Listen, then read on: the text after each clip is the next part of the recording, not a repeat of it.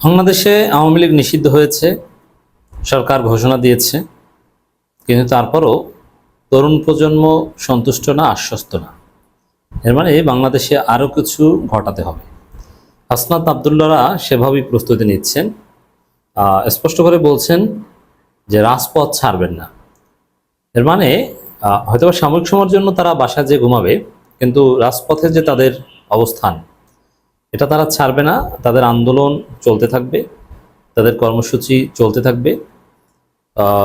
3 দফার একটি বাকি থাকতেও রাস্তায় ছাড়ব না। এবং কোনো কোনো এই আন্দোলনকারীরা, সংগঠকরা বলছেন একটা ধোঁয়াশা আছে যে আওয়ামী লীগ নিষিদ্ধের যে প্রেস রিলিজ চিফ অ্যাডভাইজারের অফিস থেকে, তার মধ্যে ধোঁয়াশা আছে, অতএব রাজপথ ছাড়া যাবে না। মানে আবার বলছি, রাজপথ ছাড়া যাবে না মানে তারা রাতভর শাহবাগ, ইন্টারকন্টিনেন্টালের সামনে বা যমুনার সামনে অবস্থান করবে, নট নেসেসারিলি দ্যাট। রাজপথ ছাড়া যাবে না মানে আবার কর্মসূচি দিবে, তাদের আন্দোলন চলবে। এখন এটা কেউ কেউ বলছেন যে বাড়াবাড়ি, যেটা হয়েছে যথেষ্ট। এখনো আবার এটা নিয়ে বেশি কসলাইতে যাওয়া, এটা তিতা হয়ে যাবে, এটা ঠিক হবে না। এখন এইটা ঠিক কিনা দর্শক, যে এখানে কোনো ধোঁয়াশা আদৌ আছে কিনা, যে প্রশ্নটা ওঠানোর চেষ্টা করা হচ্ছে যে দল নিষিদ্ধ করা আর কার্যক্রম নিষিদ্ধ করা এক না। তো সরকার যেটা বলেছে যে ইন্টারিম পিরিয়ডে, এর মানে বিচারের রায় হওয়ার আগ পর্যন্ত আওয়ামী লীগের কার্যক্রম নিষিদ্ধ থাকবে। এর মানে দল হিসেবে আওয়ামী লীগকে এক্সিকিউটিভ অর্ডার নিষিদ্ধ করা হয়নি, এই কথা বলছে। তখন আমি যখন দর্শক রেকর্ড করছি তখন পর্যন্ত গেজেটের পূর্ণাঙ্গ কপি আমি পাইনি। তবে একটা বিষয় সহজ, এটা নিয়ে বিভ্রান্তের কিছু নেই। দল নিষিদ্ধ করা, কার্যক্রম নিষিদ্ধ করা একই কথা। শুধু কার্যক্রম নিষিদ্ধ করার আলাদা কোনো আইন নেই। সন্ত্রাস বিরোধী আইনের যে ধারাগুলোতে ছাত্রলীগ নিষিদ্ধ করা হয়েছে, কিংবা জামাত শিবির নিষিদ্ধ করা হয়েছিল, বা আরও বিভিন্ন পার্টি নিষিদ্ধ করা হয়েছে অতীতে, কারো কার্যক্রম নিষিদ্ধ করতে হলে সন্ত্রাস বিরোধী আইনের ওই ধারাই প্রয়োগ করতে হয়। আর ওই ধারা প্রয়োগ করলে, দল নিষিদ্ধ না করলে কার্যক্রম নিষিদ্ধ করা যায় না। আইনের ব্যাখ্যা এটাই। অতএব যারা চিন্তায় আছেন যে সরকার বলেছে যে কার্যক্রম নিষিদ্ধ, দল নিষিদ্ধের কথা তো নাই, এটা গেজেট হওয়ার পর দেখবেন। আর দল নিষিদ্ধ, কার্যক্রম নিষিদ্ধের মধ্যে তেমন কোনো পার্থক্য নেই। অতএব ধোঁয়াশার কিছু নেই, বিভ্রান্তের কিছু নেই, হতাশার কিছু নেই।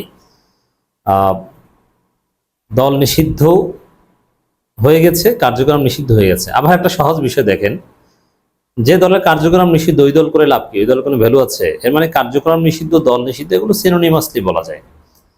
তবে গেজেটে কি উল্লেখ করে এটা একটা বিষয়।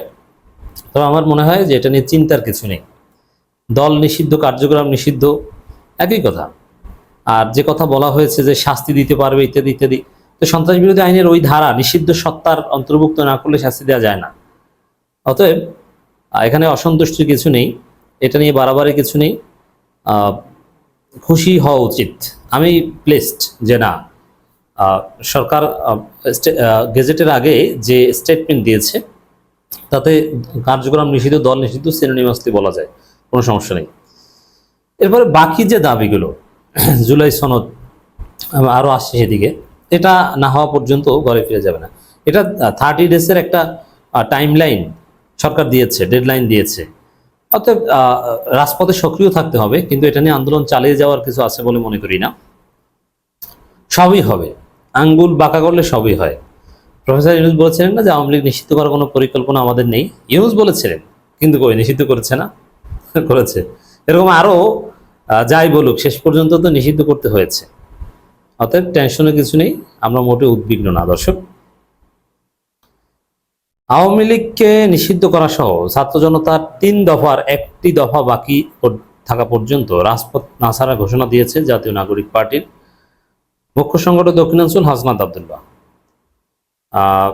সব কার্যক্রম নিষিদ্ধের খবরে সামাজিক যোগাযোগ মাধ্যমে দেওয়া প্রতিক্রিয়া তিনি কথা বলেন। আওয়ামী লীগের কার্যক্রম ফেসবুকে তিনি লেখেন, ছাত্র জনতার 3 দফা দাবি আওয়ামী লীগকে সন্ত্রাসী, রাষ্ট্রদ্রোহী সংগঠন হিসেবে ঘোষণা করে নিষিদ্ধ করতে হবে, আন্তর্জাতিক অপরাধ আইনে আওয়ামী লীগের দলগত বিচারের বিধান যুক্ত করতে এবং জুলাই ঘোষণাপত্র জারি করতে হবে। এই 3 দফারই একটা সুনির্দিষ্ট সিদ্ধান্ত সরকার নিয়েছে। অতএব আমি মনে করি যে এটা নিয়ে বিভ্রান্তের কিছু নেই, বা এটা নিয়ে তেমন উদ্বেগ বা টেনশনের কিছু নেই। এটা হতে যাচ্ছে।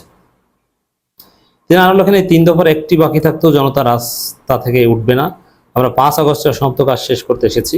আমাদের দাবি আদায় করেই রাজ ছাড়বো, কোনো ষড়যন্ত্র কাজ হবে না। মানে এটার অর্থ হচ্ছে এটা, যেমন এই 30 দিনের মধ্যে যদি এটা না হয় বা 30 দিনের মধ্যে যাতে হয়, এজন্য প্রেশার অব্যাহত রাখা, এটাই বোঝানো হয়েছে। ফেসবুক পোস্টের শেষে তিনি লেখেন, প্রিয় সংগ্রামী সহযোদ্ধা, আপনার ঐক্যবদ্ধ থাকুন, কোনো ষড়যন্ত্র ফাঁদে পা দিবেন না। পরে তিনি আরো বলেন, পোস্ট দেন তার ফেসবুকে, এতে তিনি লেখেন, আপনাকেও রাজপথ ছাড়বেন না, সরকারের সিদ্ধান্ত নিয়ে আমরা আমাদের মতামত আনুষ্ঠানিকভাবে জানাবো, সে পর্যন্ত অবস্থান ত্যাগ করবেন না। যাই হোক, এটা অবস্থান ত্যাগ বা আবার আসা যাবে, এটা ভিন্ন আলোচনা। মূল হচ্ছে যে দল নিষিদ্ধ কার্যক্রম নিষিদ্ধের মধ্যে তেমন কোনো পার্থক্য নেই, একই কথা। এটা গেজেটে ক্লারিফিকেশন থাকবে আশা করি। এবং মূলত এই যে জুলাই সনদ বা জুলাই ঘোষণাপত্র যেগুলো হতে যাচ্ছে, এগুলোর মধ্য দিয়ে বিএনপি একটা কঠিন ধরা খেল। আওয়ামী লীগ নিষিদ্ধে বিএনপি ভিলেন হয়ে গেছে। সামনে যখন জুলাই সনদ হবে, তখন বিএনপি আরো হতাশ হয়ে যাবে, কারণ এটা ঠেকানোর জন্য বিএনপি অনেক চেষ্টা করেছে, কিন্তু ঠেকাতে পারবে না। বিএনপির সাথে মিটিং হবে, তা মিটিং হলে হবে, মিটিংয়ে যদি বিএনপি বিরোধিতা করবে, সমস্যা নেই। বিরোধিতা করলে জনগণ আবার রাজপথ দখল করে সরকারকে বাধ্য করবে, কারণ জনগণের মতামতের উপর তো কিছু নেই, জনগণ যেটা বলবে দ্যাট ইজ ফাইনাল। তো দর্শক, বিএনপি আর একটা ধরা খাওয়ার অপেক্ষায়। আওয়ামী লীগ নিষিদ্ধে একটা ধরা খেয়েছে, সামনে জুলাই সনদে আর একটা ধরা খাবে।